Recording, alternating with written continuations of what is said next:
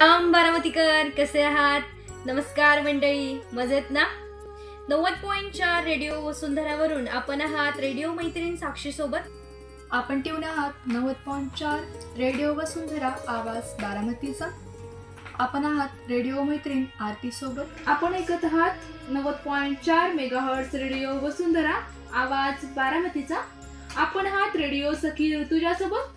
90.4 megahertz radio वसुंधरा आवाज बारामतीचा.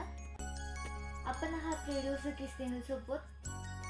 मी साक्षी चंद्रशेखर झोंडाडे, आपल्या तुळजाराम चतुर्चंद महाविद्यालयाची सायन्स शाखेची विद्यार्थिनी.